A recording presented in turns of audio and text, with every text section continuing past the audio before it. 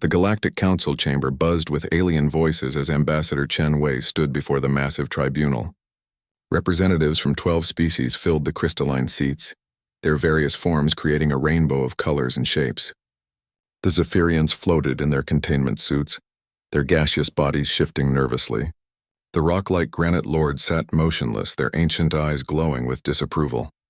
At the center, the elegant ethereal collective's spokesperson raised her forearms for silence.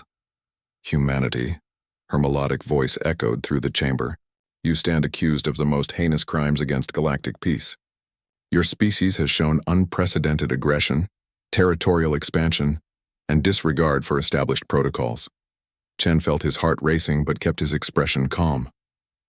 Behind him, the few remaining human delegates shifted uncomfortably. Earth's population had reached 30 billion, and their expansion across 47 star systems had apparently triggered fear among the older galactic civilizations. The evidence is overwhelming, continued the ethereal. In the Kepler system, humans established colonies without proper environmental impact studies. Your military vessels have been spotted in neutral zones. Most disturbing of all, your scientists have been conducting forbidden research into quantum manipulation and dimensional rifts.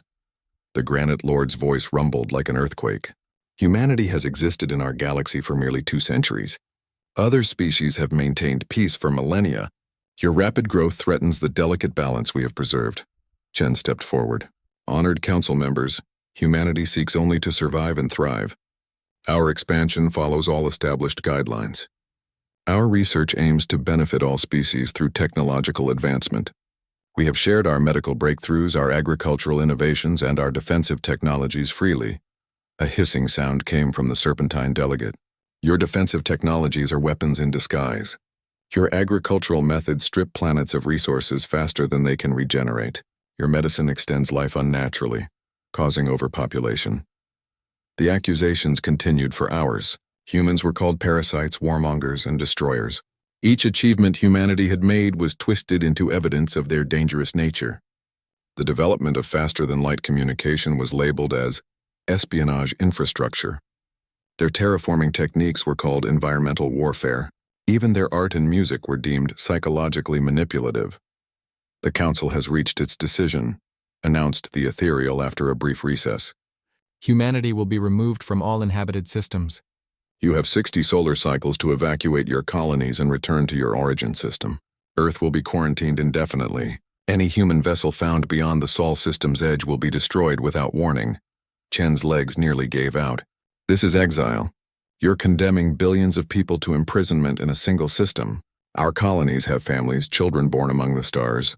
You cannot simply erase human civilization from the galaxy.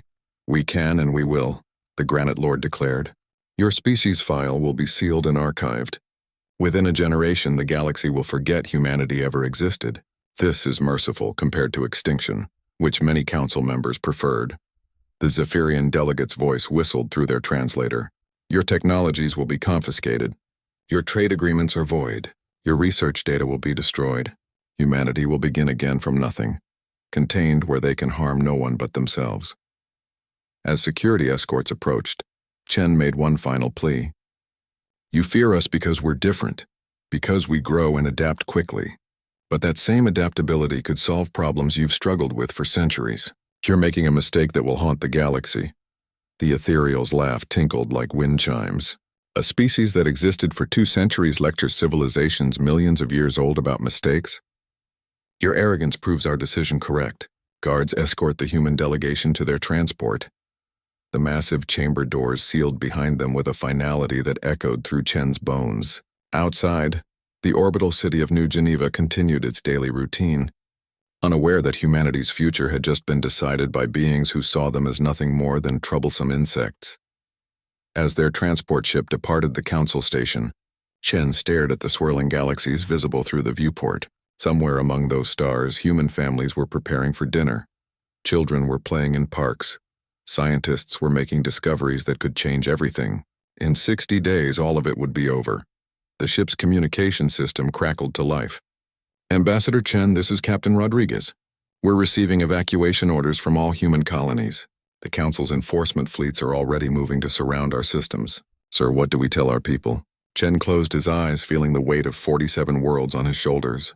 Tell them to come home, Captain. Tell them we have 60 days to save what we can of human civilization, and tell them this isn't the end of our story. Through the viewport, the council station grew smaller until it was just another point of light among the stars. But Chen memorized its location, its design, its weaknesses. Humanity might be leaving the galaxy, but he suspected they would return someday. The council had just made the biggest mistake in galactic history. The evacuation ships streamed toward Earth like wounded birds returning to their nest. Dr. Sarah Martinez watched from Luna Station as the massive vessels filled with refugees passed by her observation deck.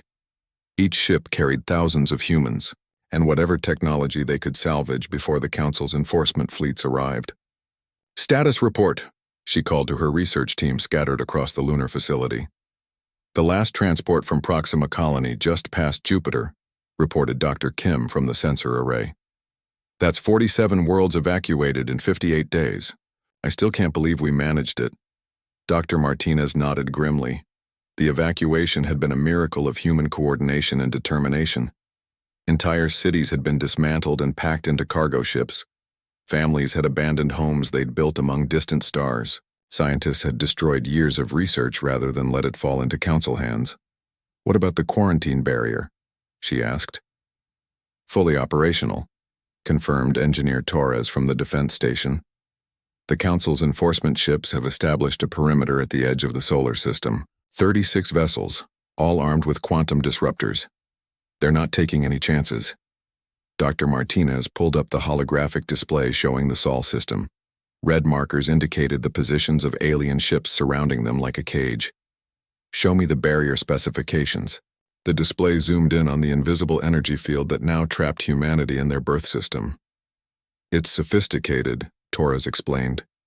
"Quantum lock to prevent dimensional jumping, gravitational anchors to stop faster-than-light travel, and automated defense systems that will fire on any human vessel attempting to cross. Essentially a perfect prison," Dr. Martinez muttered. She had spent the last months coordinating the secret project that might be humanity's only hope for survival. "What's the status of Project Phoenix?" Dr. Kim exchanged glances with Torres. "Sarah, are you sure about this? The Council was clear about destroying any advanced research. If they discover what we're building—" "They won't," Dr. Martinez interrupted. "The beauty of Luna Station is that it's been operating independently for decades. The Council thinks it's just a research facility studying Earth's moon. They have no idea we've been developing quantum manipulation technology in the deep caverns." She led them through a series of security doors that descended into the moon's core. The hidden laboratory stretched for kilometers underground, filled with equipment that pushed the boundaries of known physics. Teams of Earth's brightest scientists worked frantically on various projects, knowing they might be humanity's last generation of free researchers. "The dimensional rift generator is ready for testing," reported Dr. Yamamoto from the central platform. "We've successfully created stable portals lasting up to 3 minutes. The quantum camouflage system can hide our signature from Council sensors." Dr. Martinez smiled for the first time in weeks. "Excellent. What about the colony seed ships?" "Prototype completed," confirmed Chief Engineer Okafor. "Self-replicating construction systems, advanced terraforming equipment, and complete genetic archives of Earth's biosphere. Each seed ship can establish a fully functional colony within 20 years. The project was ambitious beyond anything humanity had attempted. Using technology the Council considered forbidden, they were preparing to secretly colonize distant galaxies far beyond the reach of galactic civilization. The risks were enormous, but the alternative was slow extinction within the Sol system." "The volunteer crews?" Dr. Martinez asked. 5,000 applicants for 50 positions, Dr. Kim reported sadly. "Everyone wants to be part of humanity's hidden expansion. Families are willing to sacrifice everything for the chance to ensure human survival." Dr. Martinez walked to the central viewing chamber, where the prototype seed ship gleamed under artificial lights. The vessel was beautiful in its efficiency, designed to travel between galaxies using dimensional rifts that bypassed normal space entirely. More importantly, it was completely undetectable by Council technology. "The target galaxy?" she inquired. "Andromeda," Dr. Yamamoto replied. specifically a region rich in suitable star systems, but showing no signs of technological civilization. Our long-range sensors indicate thousands of potentially habitable worlds. Dr. Martinez nodded approvingly. Andromeda was over 2 million light-years away, far enough that even the Council's vast surveillance network couldn't monitor it. Humanity could rebuild there, grow strong, and someday return to reclaim their place among the stars. Timeline for launch? 6 months for the first wave, Okafor answered. We're building 5 seed ships initially, each targeting a different sector of Andromeda. If the Council discovers one group, the others will survive. Alarms suddenly echoed through the facility. Dr. Martinez's communication device crackled to life. Dr. Martinez, this is Orbital Command. Council inspection ships are approaching Luna Station. They're requesting a full facility tour in 2 hours. Dr. Martinez felt her blood run cold. Understood. Begin Protocol 7 immediately. Around the laboratory, emergency procedures activated. Holographic walls concealed advanced equipment behind fake rock formations. Research data was encrypted and hidden in quantum storage devices. The seed ships were moved to deeper chambers that wouldn't appear on any scanner. Will it be enough? Dr. Kim asked nervously. Dr. Martinez watched her life's work disappear behind false walls. It has to be. Humanity's future depends on keeping this secret. The Council thinks they've caged us, but they've actually given us time to prepare for our return. 2 hours later, as Council investigators examined Luna Station's mundane-looking laboratories, none of them suspected that humanity's greatest weapon was being constructed beneath their feet. The species they had dismissed as primitive and dangerous was already planning their comeback on a scale that would reshape the galaxy forever. Captain Elena Vasquez stood at the helm of the seed ship New Horizon as it prepared for humanity's greatest journey. 5 years had passed since the Council's quarantine began, and the secret colonization project was finally ready. The ship's dimensional rift drive hummed with barely contained energy, preparing to tear open a gateway to the Andromeda galaxy. All systems green, Captain, reported Navigator Chen from his station. Dimensional coordinates locked onto target sector Alpha 7. Quantum camouflage is active and functioning perfectly. Elena looked around the bridge at her crew of 10 specialists, each an expert in their field. Behind them in the ship's vast holds lay the future of humanity. Self-replicating manufacturing systems, complete genetic databases, advanced terraforming equipment, and the collective knowledge of human civilization stored in quantum matrices. Dr. Reyes' status on the construction protocols? Elena asked. Ready, Captain, the chief scientist replied. Once we arrive, the automated systems can begin building our first colony within days. The genetic reconstruction facilities will start producing Earth flora and fauna immediately. Within 6 months, we'll have a functioning ecosystem. Elena nodded, trying to contain her excitement. This mission represented hope for billions of humans trapped in the Sol system. If successful, it would prove that humanity could not only survive the Council's exile, but thrive beyond their reach. Communications. Any word from the other seed ships? New Beijing launched yesterday for Sector Beta 4, Communications Officer Park reported. New Lagos is preparing for Sector Gamma 9. New Mumbai and New Sydney will follow within the month, 5 colonies across Andromeda, each completely independent. The plan was elegant in its simplicity. Each seed ship would establish a hidden colony in a different part of Andromeda. They would grow, multiply, and develop technology far from the Council's influence. Eventually, they would reconnect and form a new human civilization powerful enough to challenge the galactic order. Incoming transmission from Luna Station, Park announced. Dr. Martinez's face appeared on the main screen. Transmitted through quantum channels the Council couldn't monitor. Captain Vasquez, this is your final authorization. Project Phoenix is now fully operational. You are hereby appointed governor of humanity's first extragalactic colony. May fortune favor the bold. Thank you, Dr. Martinez, Elena replied formally. We won't let humanity down. The transmission ended, leaving the bridge in contemplative silence. Elena thought about her daughter back on Earth, now 15 years old and growing up in a world that felt increasingly like a prison. This mission was for her, for all the children who deserve to inherit the stars. Captain, Navigator Chen called out. Dimensional rift is stable and ready. We have a clear path to Andromeda. Elena took a deep breath. All hands, prepare for dimensional translation. We're about to make history. The ship shuddered as the rift drive engaged. Space itself began to tear open in front of them, revealing a swirling vortex of impossible colors and geometries. The gateway to another galaxy beckoned like a doorway to the future. Translation in 30 seconds, Chen announced. All systems stable. Elena watched the rift expand until it could accommodate their vessel. Through the dimensional gateway, she could see the distant glow of Andromeda's billions of stars. Somewhere among them lay humanity's new home. Translation in 10 seconds. 5, 4, 3, 2, 1. Translation now. The new horizon leaped forward into the dimensional rift. Reality twisted around them as they traveled not through space but around it, using principles of physics the Council had forbidden humanity to explore. For a moment that lasted eternity, Elena existed in a space between galaxies where time had no meaning and distance was irrelevant. Then they emerged into normal space, and the sight took Elena's breath away. Andromeda stretched before them in all its glory, a spiral of 2 trillion stars waiting to be explored. Their sensors immediately began cataloging nearby systems, identifying dozens of potentially habitable worlds within a few light-years of their position. Translation successful. Captain, Chen reported with obvious relief. We are now approximately 2.3 million light-years from the Milky Way. Long-range sensors detect no artificial signals or signs of technological civilization. Perfect, Elena said. Begin searching for our new home. The survey took 3 days. They found a system with 7 planets, including 2 that fell within the optimal range for human habitation.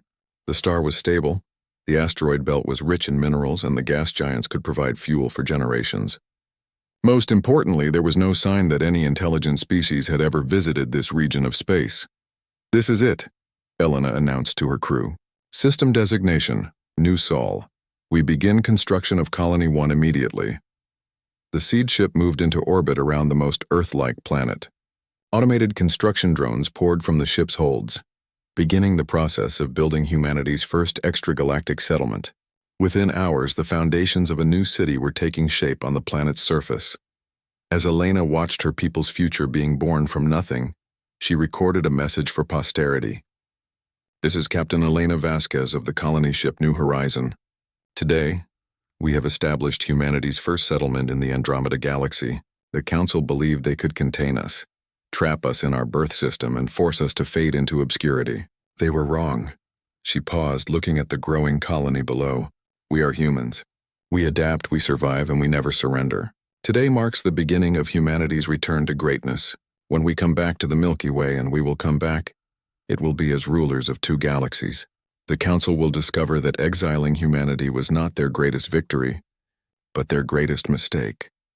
The message was transmitted through quantum channels to the other seed ships, beginning a chain of communication that would eventually span an entire galaxy. Humanity's exile was ending, and their empire was just beginning. 100 years had passed since the first human colonists arrived in Andromeda. Governor Marcus Chen, great-grandson of the original navigator, stood in the observation deck of New Terra's orbital command center, watching as the 1,000th human colony ship departed for another star system. The transformation had been extraordinary. Status report on our expansion, Marcus requested from his aide, Commander Sarah Liu. Sir, we now control 1,500 star systems across 3 spiral arms of Andromeda, Sarah reported, her voice filled with pride. Total human population, 800 billion and growing exponentially.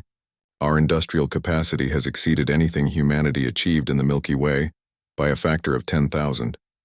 Marcus nodded, still amazed by their progress. The seed ships had worked perfectly, establishing colonies that grew and multiplied faster than anyone had imagined. Freed from the Council's restrictions, human ingenuity had flourished. They had developed technologies that seemed like magic compared to what their ancestors possessed. What about the new technologies? Marcus asked. Remarkable progress, sir, Commander Liu continued. Our scientists have mastered dimensional manipulation, quantum consciousness transfer, and temporal mechanics. We can create stable wormholes spanning entire galaxies, manipulate matter at the subatomic level, and our new ships can travel faster than light without using conventional drives. The achievements were staggering. Humans had learned to terraform entire planets in weeks rather than decades. They had developed artificial intelligence that could design and build new technologies autonomously. Most impressive of all, they had discovered how to enhance human biology itself, extending lifespans to thousands of years while increasing intelligence and physical capabilities dramatically. "Show me the military capabilities," Marcus commanded. The holographic display shifted to show vast fleets of human warships. Unlike the crude vessels that had been evacuated from the Milky Way, these ships were works of art and science combined. They could phase in and out of normal space, making them nearly impossible to target. Their weapons could destroy entire planets or precisely disable single targets without causing collateral damage.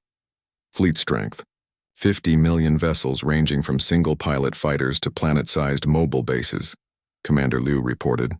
"Our newest battleships can engage entire armadas simultaneously. Each one carries enough firepower to sterilize a solar system." Marcus smiled grimly. The Council had feared humanity's military potential, but they had never imagined what humans could accomplish when truly motivated. The exile had not weakened humanity, but forged them into something far more formidable. "Any word from the Milky Way?" Marcus asked. "Our deep space monitoring stations report that the Council quarantine is still in effect," Commander Liu replied. "The Sol system remains isolated with approximately 60 billion humans still trapped there. The Council believes humanity is slowly dying out due to resource limitations." Marcus felt a surge of anger at the Council's continued oppression of his ancestral home. Earth's population was indeed suffering under the quarantine, forced to survive on the resources of a single star system, while the galaxy's bounty remained forever out of reach. "They have no idea what's coming," Marcus muttered. "What about our infiltration efforts?" "Proceeding according to plan, sir," Commander Liu said with satisfaction. "Our quantum-enhanced agents have successfully penetrated 16 Council species governments and military organizations. They appear completely human to any known scanning technology, but they're actually enhanced beings with capabilities the Council can't detect. The infiltration program was perhaps humanity's most ambitious project. Using advanced genetic manipulation and quantum consciousness techniques, they had created agents who could perfectly mimic other species while retaining their human loyalty and enhanced abilities. These agents had been slowly working their way into positions of power throughout the galaxy. "Timeline for the return?" Marcus asked. "Our strategists estimate we'll be ready within 20 years, Commander Liu reported. "By then, we'll have colonized half of Andromeda and our infiltration network will control key positions throughout the Milky Way. The Council won't know what hit them." Marcus walked to the command center's central display, which showed a real-time map of human expansion across Andromeda. Red dots marked their colonies, blue lines showed their trade routes, and green indicators represented their mobile fleets. It was a civilization that spanned an entire galaxy, built by the descendants of refugees who had been dismissed as primitive and dangerous. "Begin Phase 7, Marcus commanded. "It's time to test our return capabilities." "Sir?" Commander Liu looked surprised. "The full invasion isn't scheduled for another 20 years. "Not the full invasion," Marcus clarified. "A test run. I want to send a small fleet back to the Milky Way, just to see how our technology performs against Council defenses. Nothing that would reveal our true capabilities, but enough to remind them that humanity still exists." The command was transmitted throughout the Andromedan colonies. Within hours, a fleet of 100 ships began assembling at the edge of the galaxy. These vessels represented the cutting edge of human technology, but they were deliberately designed to appear only slightly more advanced than the ships humanity had possessed during their exile. Captain Rebecca Torres, descendant of the engineer who had helped build the first siege ships, commanded the test fleet from the bridge of the battleship Phoenix Rising. Her crew was composed entirely of enhanced humans, each possessing capabilities that would seem superhuman to their ancestors. "Navigation. Plot a course for the Milky Way," Rebecca ordered. "Dimensional drives only. I want to arrive undetected at the edge of Council space." "Course plotted, Captain," her navigator reported. "Dimensional translation in 30 minutes. Rebecca looked at her crew with pride. They were about to become the first humans to return to their home galaxy in a century. More importantly, they were about to send a message to the Council that would change everything. "All hands, this is the captain," she announced over the ship's communication system. "Today we begin humanity's return to the stars. The council believed they had seen the last of us.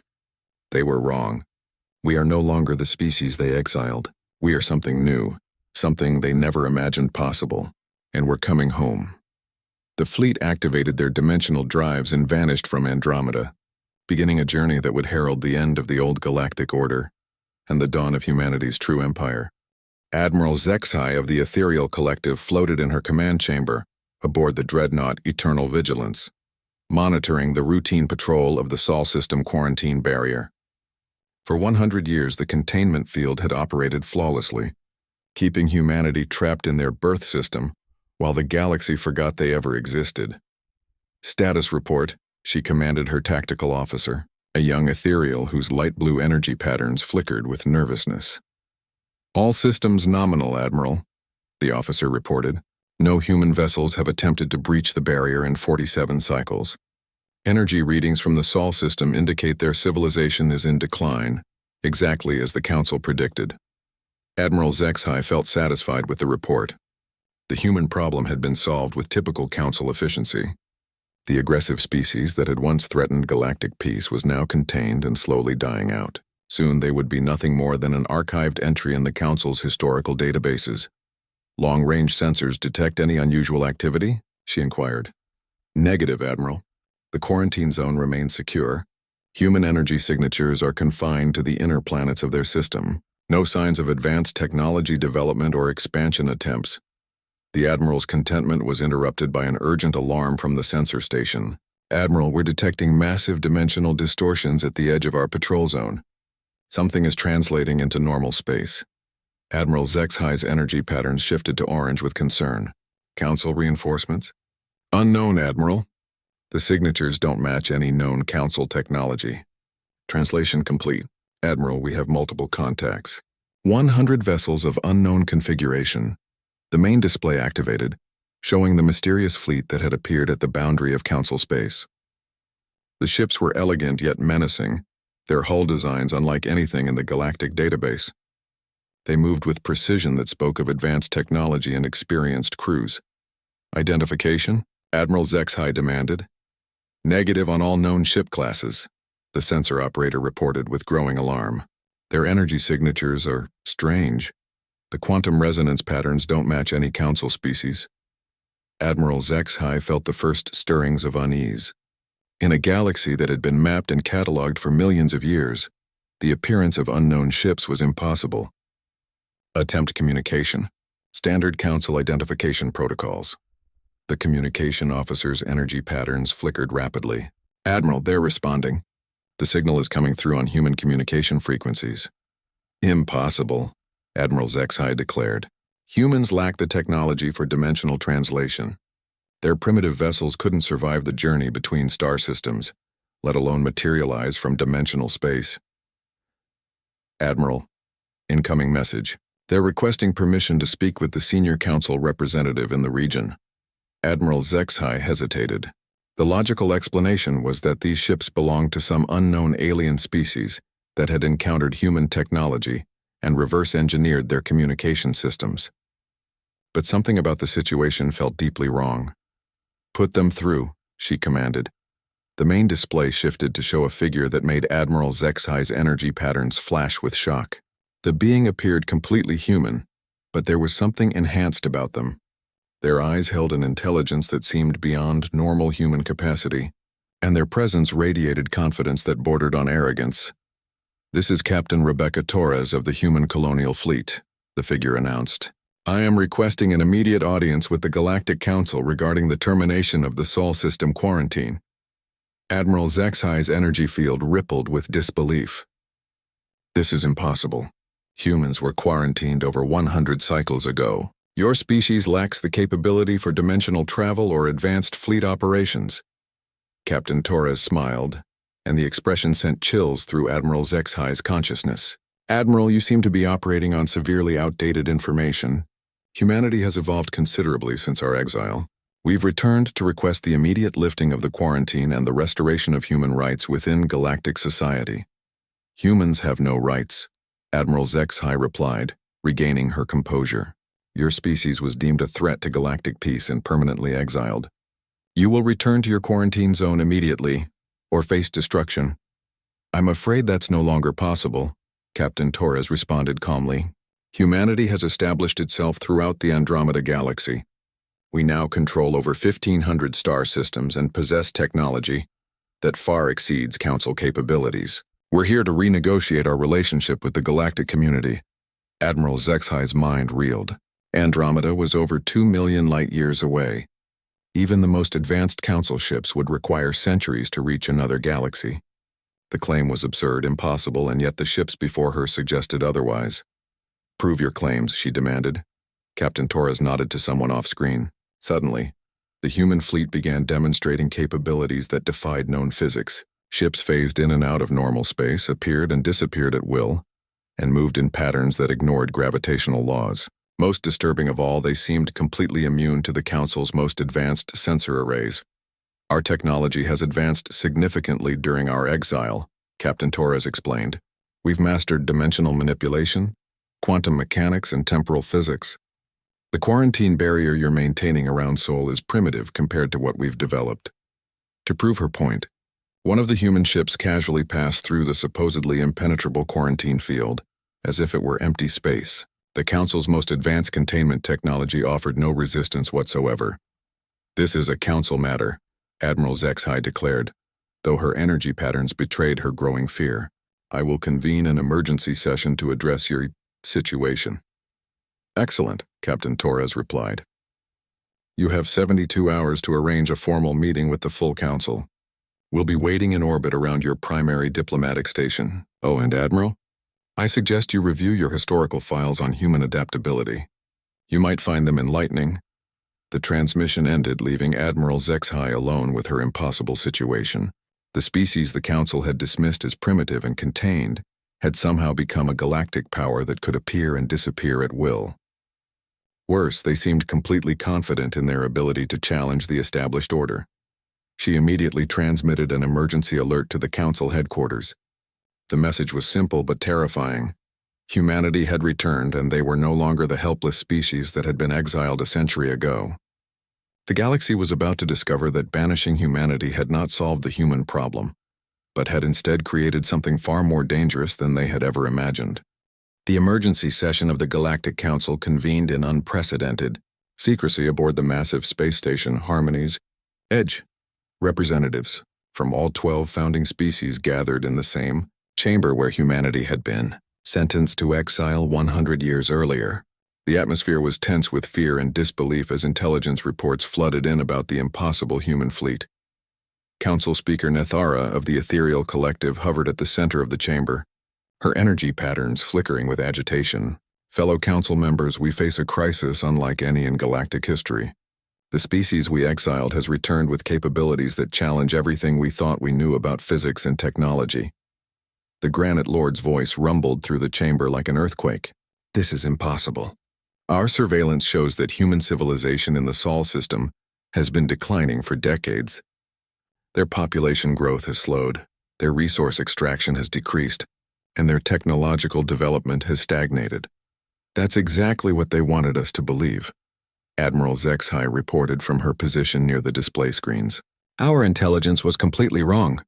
While we monitored the humans trapped in Sol, their real civilization was expanding throughout another galaxy entirely. The holographic display activated, showing the modest human fleet that had appeared at the edge of Council space. To untrained eyes, the 100 ships looked impressive but not overwhelming. However, the technical analysis told a different story.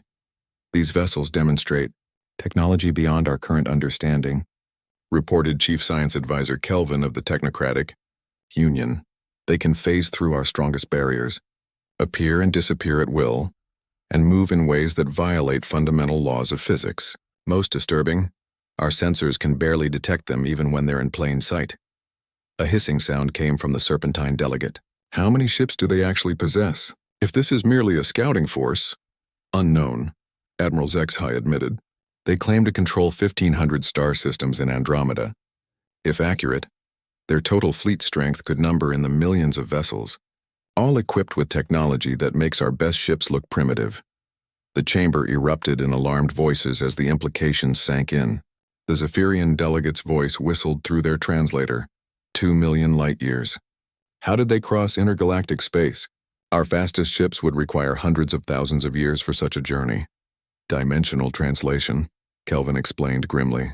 They've somehow mastered technologies we barely understand theoretically. They can literally step outside normal space and reappear anywhere in the universe. Council Speaker Nethara called for order. The immediate question is their intentions. They've requested a formal negotiation regarding the Sol quarantine and human rights in galactic society.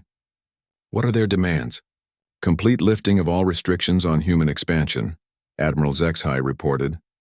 They want full membership in the Galactic Council, recognition of their territorial claims in Andromeda, and what they call reparations for the damages caused by their century-long exile. The Granite Lord's massive form shifted ominously. Unacceptable. We will not negotiate with exiled criminals. Deploy the full Council fleet and destroy these intruders before they can return to report our position. With respect, Lord Granite, Admiral Zexhai replied carefully, our preliminary analysis suggests that would be inadvisable. These 100 ships demonstrated the ability to neutralize our quarantine barriers effortlessly. A direct confrontation could result in catastrophic losses for Council forces. The chamber fell silent as the reality of their situation became clear. For millions of years, the Council had maintained galactic peace through superior technology and overwhelming force. Now they faced a species that had somehow surpassed them during a mere century of exile. What about our intelligence networks? Asked the Crystalline Collective's representative. Surely we have agents throughout human space who could provide accurate information about their true capabilities. That's where the situation becomes truly alarming, Kelvin reported. We've lost contact with 17 intelligence operatives assigned to monitor various aspects of galactic civilization. Initial investigations suggest they may have been compromised by human counterintelligence operations. How long have humans been infiltrating our societies? Council Speaker Nethara demanded. Unknown. Potentially decades. These lost agents were in positions throughout our military commands, research facilities, and even council administrative offices. If humans have been systematically penetrating our organizations, they may know more about our capabilities than we know about theirs. The implications were staggering. The species they had dismissed as primitive and dangerous had not only survived their exile, but had apparently been playing a sophisticated intelligence game throughout the galaxy. Every council decision, every military deployment, every technological development might have been observed and reported to human command structures. We need more information, declared the Aquatic Federation's delegate. Send negotiators to meet with their representatives. Learn what they truly want and assess their actual capabilities. Respectfully, Admiral Zexhai interjected, I believe they're coming to us. Our long-range sensors detect massive dimensional distortions approaching the station. Something very large is translating into normal space. The main display shifted to show the space around Harmony's edge. Reality itself seemed to ripple and tear as something emerged from dimensional space. What appeared was not another small fleet but a single vessel of impossible proportions. The ship was larger than most space stations, its hull gleaming with technologies that seemed to bend light around them. Greetings, Galactic Council, came a transmission from the massive vessel. This is President Elena Vasquez, leader of the Human Galactic Federation. I've come to discuss the future relationship between humanity and the galaxy we once called home. Council Speaker Nethara's energy patterns flickered with barely controlled fear. The woman on the screen appeared completely human, but her presence radiated authority and power that seemed to fill the chamber. Behind her, glimpses of the ship's interior showed technology that looked more like magic than science. President Vasquez, Nethara replied with forced calm. Humanity was exiled from galactic society for valid reasons. Your species demonstrated dangerous tendencies that threatened galactic peace. President Vasquez smiled, and the expression was neither kind nor reassuring. Speaker Nethara, I think you misunderstand our current relationship. We're no longer requesting permission to exist in this galaxy. We're informing you of the new reality. Humanity has returned, and we've brought friends. As if summoned by her words, the space around Harmony's edge filled with ships. Thousands of vessels materialized from dimensional space, each one representing technology beyond Council comprehension. The fleet that surrounded the Council station was beautiful, terrifying, and absolutely overwhelming. The age of Council dominance is over, President Vasquez announced calmly. Humanity's exile has ended, and our reign as rulers of this galaxy is about to begin. President Elena Vasquez stepped onto the deck of the Galactic Council chamber, her enhanced human physiology allowing her to move gracefully in the station's artificial gravity. Behind her walked a delegation of human representatives, each one radiating the quiet confidence of beings who had mastered technologies beyond imagination. The council members watched in stunned silence as the descendants of the species they had exiled took their places at the center of galactic power. Council Speaker Nethara's energy patterns flickered with barely controlled fear as she realized the magnitude of the transformation that had occurred. Honored council members, President Vasquez began, her voice carrying easily through the chamber's translation systems. 100 years ago, you made a decision that changed the course of galactic history. You believed that exiling humanity would solve what you saw as the human problem. Today I'm here to explain why that decision was the greatest strategic error in the history of this galaxy. She gestured, and holographic displays filled the chamber, showing the scope of human civilization in Andromeda. Thousands of star systems, billions of worlds, trillions of enhanced humans living in a technological paradise that dwarfed anything the Council had achieved. During our exile, humanity didn't just survive, President Vasquez continued. We evolved. We transformed ourselves into something you never imagined possible. We mastered technologies you consider impossible, colonized an entire galaxy, and developed capabilities that make your most advanced achievements look primitive. The Granite Lord's voice rumbled with defiance. Impressive displays, but ultimately meaningless. This galaxy belongs to the Council. We have maintained peace and order for millions of years. We will not surrender our authority to a species of upstart refugees. President Vasquez smiled, and the expression sent chills through every council member present. Lord Granite, you seem to misunderstand the situation. This isn't a negotiation about sharing power. This is an explanation of how power has already changed hands. The chamber's displays shifted to show real-time intelligence feeds from across the galaxy. Council military bases, research facilities, and administrative centers appeared on screen, but something was wrong with every image. Human ships were visible in orbit around every major Council installation, having appeared without detection or alarm. How? Council Speaker Nethara whispered, her energy patterns now pure white with shock. Our infiltration began 70 years ago, President Vasquez explained calmly. Enhanced humans with the ability to perfectly mimic any species have been working their way into positions of authority throughout your civilization. They now control 40% of your military commands, 60% of your research facilities, and 80% of your intelligence networks. The implications hit the Council members like a physical blow. Every secret, every plan, every defense had been compromised for decades.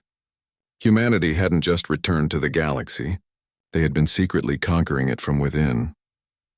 The quarantine around Sol served our purposes perfectly, President Vasquez continued. While you monitored a declining human population trapped in one star system, we built an empire that spans 2 galaxies. Your attention was focused exactly where we wanted it while we prepared for this moment. The Zephyrian delegate's voice whistled with desperation. What do you want? Surely we can reach some accommodation. The galaxy is vast enough for all species to coexist. We want exactly what the Council has maintained for millions of years, President Vasquez replied. Complete authority over galactic civilization. The difference is that we'll exercise that authority more effectively than you ever could.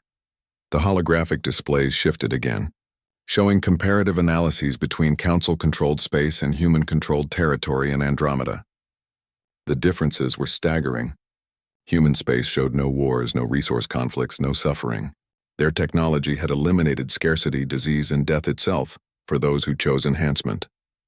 Your Council maintained peace through fear and stagnation, President Vasquez explained. You prevented conflicts by preventing growth, prevented wars by preventing progress. Humanity offers a different path. We've proven that a galaxy can achieve true peace through abundance, knowledge, and evolution. The other species will never accept human dominance, the Serpentine delegate hissed. There will be rebellion, resistance, chaos. There will be willing submission, President Vasquez corrected. Watch.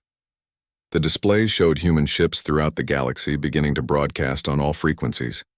The messages were simple but devastating. Humanity offered every species in the galaxy the same technologies that had transformed their own civilization. Enhanced biology, unlimited energy, dimensional travel, matter replication, and most importantly, the elimination of death itself. Species of the galaxy. President Vasquez's voice echoed through every communication system simultaneously. Humanity offers you a choice. Join us in building a civilization of unlimited potential, or remain trapped in the Council's prison of artificial scarcity and engineered conflict. The response was immediate and overwhelming. Across the galaxy, entire civilizations began accepting human offers of technological advancement and social integration. The Council's authority evaporated as billions of beings chose enhancement and abundance over the traditional limitations of galactic society. "This is impossible," Council Speaker Nethara protested weakly. "Galactic civilization cannot change this quickly." "It can when the alternative is transformation beyond imagination," President Vasquez replied. "Humanity isn't conquering the galaxy through force. We're liberating it through evolution." Within hours, the transformation was complete. Council military forces throughout the galaxy stood down as their crews chose human enhancement over loyalty to the old order. Research facilities opened their databases to human scientists. Administrative centers began implementing human organizational systems. "The Galactic Council is hereby dissolved," President Vasquez announced to the stunned representatives. "In its place, we established the Galactic Federation, with humanity as the guiding species and all others as willing partners in the greatest civilization the universe has ever seen." The chamber filled with representatives from hundreds of species, all enhanced by human technology, all radiating the same quiet confidence that marked humanity's return to the galaxy. The age of limitation and artificial scarcity was over. "You feared humanity because we grew and adapted quickly," President Vasquez said to the former council members. "You were right to fear us, but not for the reasons you imagined. We weren't dangerous because we might destroy galactic civilization. We were dangerous because we would eventually replace it with something infinitely better." Outside the station, the space around Harmony's Edge filled with ships from every species in the galaxy, all working together under human guidance to build the infrastructure of a new galactic civilization.